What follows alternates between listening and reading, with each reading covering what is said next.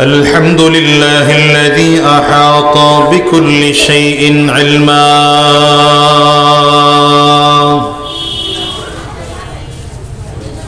وقضى بما يريد حكمة وحكما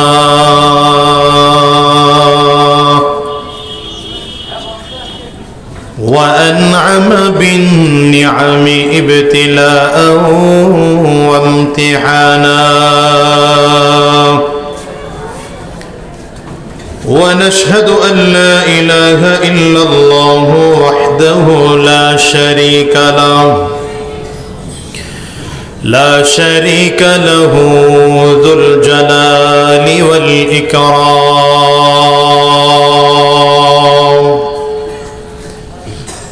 ونشهد أن محمدًا عبده ورسوله سيده وأفضل الأنام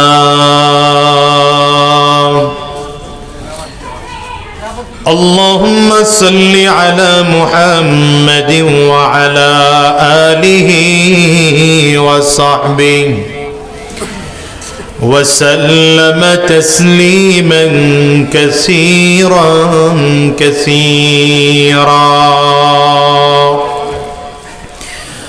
أما بعد فأعوذ بالله من الشيطان الرجيم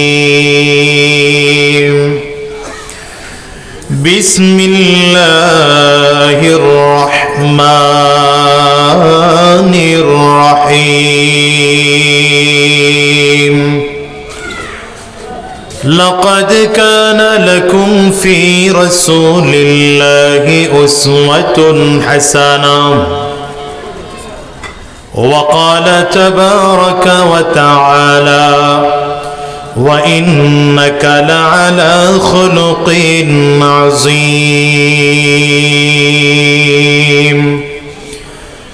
صدق الله العظيم وصدق رسوله النبي الكريم ونحن على ذلك من الشاهدين والشاكرين والحمد لله رب العالمين سبحانك لا علم لنا إلا ما علمتنا إنك أنت العليم الحكيم رب اشرح لي صدري ويسر لي أمري واحلل عقدة من لساني يفقه قولي لا إله إلا الله جرے زبان کھولے آواز دیے لا إله إلا الله